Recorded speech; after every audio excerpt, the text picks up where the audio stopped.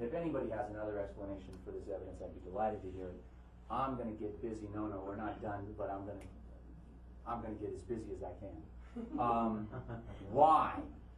So, you know, I may lose you, but after I finish, we can go back over this. Why would anybody want to kill John Kennedy? Wasn't he just a stupid boob? I thought he was a stupid boob until I started to do the research. Many people have suggested that he was killed because he was going to run for office. I've done a lot of research on this. I don't feel the least bit uneasy about saying John was not going to run for office. He had stated it unequivocally to many people in the immediate future. He said that running for office is like going to war, and you don't go to war if you're not ready to go to war. I just got married. I'm not ready to go to war. I'm not ready to leave my wife and family behind and go off to war. And I'm doing a good job at George Magazine, as we're going to see right now, I think. Why would they kill him? He published Oliver Stone, right? Kennedys are not supposed to use the name of Oliver Stone without spitting. He published Oliver Stone in an article on political assassination throughout history, in which Stone said that John's father was murdered by a conspiracy involving powerful forces within the government, and then focused on the details of the case of Napoleon having been poisoned by the British. The French have recently exhumed the body, and he's got poison in his hair follicles. John published an article that Richard Blow, his editor, begged him not to publish. In this article, the article was written by the mother of the guy who's in Israel in prison for killing Yitzhak Rabin.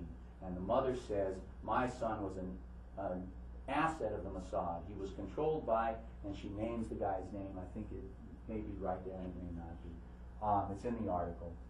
She names the Mossad agent that controlled her son. She said, in any case, my son could not possibly have penetrated the security around Rabin with 9/11 all over again. If there wasn't a stand down of the security, well, John Kennedy Sr.'s murder for that matter. This is dynamite stuff for John Kennedy to be publishing. I mean, he's either out of his mind, he's either incredibly stupid, or he's really, really incredibly brave. And after my investigation, I vote for brave. I haven't found any evidence to suggest that he was either suicidal or stupid. It's an article in which it suggests the government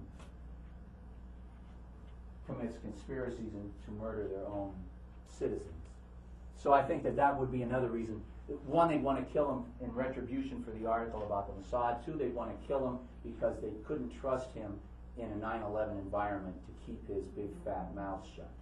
And I'm persuaded that they may have gone to people that they felt a little bit uneasy about in the news media and said, you watch what happens to John Kennedy this afternoon. And then you report, you do whatever you want in reporting about it, but you're next on the list. In any case, maybe nobody in the media profession were intimidated by John Kennedy Jr.'s death, but I'm inclined to doubt it. This is my favorite answer. I'm going to try to get through this in a hurry. This is a mafia, right? It's an oil and banking mafia. In the mafia, there's an expression called making your bone. And if you want to sit down at the table with the Dons, before you sit down at the table and are privy to their conversations and discussions of the crimes that they're going to commit, you have to commit a murder for them. I taught in South Central in the poorest high school in Los Angeles for 10 years, Jordan High School. I think someone will back me up on that. And I had students who were murderers and leading gang members, and they explained to me, well, that's so that you can't rat them out. Right? If you want to join the inner circle of this gang, you have to commit a murder, because then they know that you're not going to be able to rat them out, because they have as much on you as you have on them. It's very, very clear, I think, that George Bush Sr.'s political career began immediately after the Kennedy assassination, and I'm going to make the case that he was very deeply involved in the Kennedy assassination. This is a memo many of you are familiar with, probably, written by J. Edgar Hoover, entitled Assassination of John Kennedy. It talks about misguided anti-Castro Cubans. Let's do it. Some misguided anti-Castro groups. So the FBI was investigating the anti-Castro groups, and they made their report to Mr. George Bush of the CIA. This is, I think, very, very clear evidence that Bush was a supervisor of the misguided anti-Castro groups. In any case, they're linked. They are both in the same memo. There's no question that that's a link. E. Howard Hunt is the most famous of the anti-Castro leaders, I believe. We're still reminding you, we're answering the question, how did he get a seat? By committing a murder. Hunt there was an article in Spotlight magazine that said that Hunt was in Dallas the day that the president was murdered and was involved in a conspiracy to kill Kennedy. Hunt sued for slander. And when the jury had to evaluate that sentence, right? And in finding the magazine innocent, they couldn't have found the magazine innocent without finding Hunt guilty. And they voted that the preponderance of the evidence showed that Hunt was in fact a leader of the misguided anti-Castro Cubans that killed John Kennedy, and we won't go into details of that. However, what's just astonishing is Prescott Bush's connections to E. Howard Hunt. Nixon says that Prescott is the guy who recruited him to politics, and Nixon hired Hunt. Prescott was Averill Harriman's first lieutenant. Harriman's second lieutenant was Bissell, and Bissell supervised Hunt at the Bay of Pigs. There's no argument about that. Prescott, again, is connected to Hunt. Hunt said in the trial that he worked for Averill Harriman as his press agent in Paris. Immediately, he answered directly to Harriman immediately at the end of World War II. And Prescott was Harriman's first lieutenant, so that's another, it's 2 degrees of separation. Prescott was also on a first-name basis with Dulles, and on, but and planned with Dulles. We documented in letters from Prescott that he met with Dulles to plan the Bay of Pigs operation, and then we have the Hoover memo making a first-degree connection. And another connection is Watergate. Nobody in the White House had CIA operations background except Bush.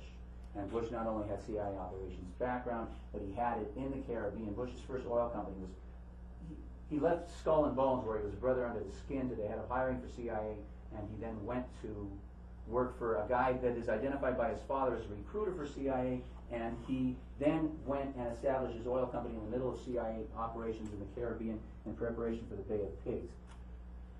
When Hunt was sitting in jail demanding $2 million, or he would talk, the guy who coughed up the money was Bush's closest business associate, Bill Leakey, who helped him found that oil company in the middle of CIA operations. There's other stuff we're going to skip around. At the point of all of this was that, and Bush immediately, after the Kennedy assassination, began his political career.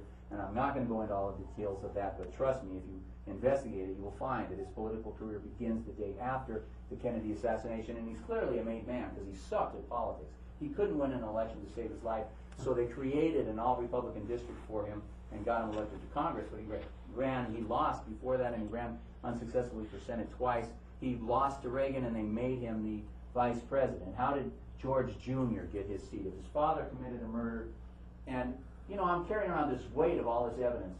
What the hell happened? I don't know. I know it stinks, but I don't know how to explain it. And I woke up one morning and said, the father killed the father, the son killed the son, and I got up, ran out of bed, ran to my computer. I had Dow Jones News Retrieval Service. It reads 5,000 newspapers and magazines every day and gives you 10 years of access. And I asked it, where was Georgie on the day that John Kennedy Jr. died? How did he get his seat? Well, on the morning, he was campaigning in Iowa. He was losing in New Hampshire. This was 2 months before the New Hampshire election. It's a critical time period. Flipping pancakes and kissing babies, and at 9 o'clock in the morning, he gets on a bus and drives off. John Kennedy Jr.'s plane crashes that night. The news media run the next day to Al Gore, and Al Gore says how brokenhearted he is, and how he's going to cancel all his campaign appearances for the weekend out of respect. And then they run to Bush's office to see what Bush, and they had an angle, right? What does the son of a president have to say about the death of another son of a president? And they ran to Bush's office to get his answer, and his answer was none because he wasn't there. And they asked Bush's staff, where is he? Well, when is he going to be back? No answer to the question, where is he or when will he be back? They did not know. I'm done.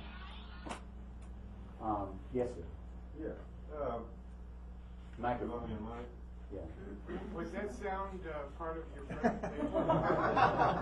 Yes. Good answer. What were the official reports or unofficial reports of where the bodies were positioned in the seats? John, the official report, I'm sorry. How many seats did it have? 4 or 6? It had 2 seats side by side in the front, and it had then a row of seats facing rear, and behind that, in the very rear, a row of seats facing forward. And can you tell me where the bodies yes, were found?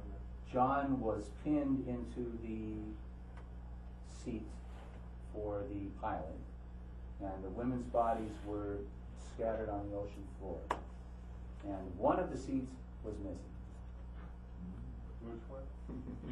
I don't know. It doesn't say. And I would say the seat that they strapped the body of the flight instructor to before they drug him off.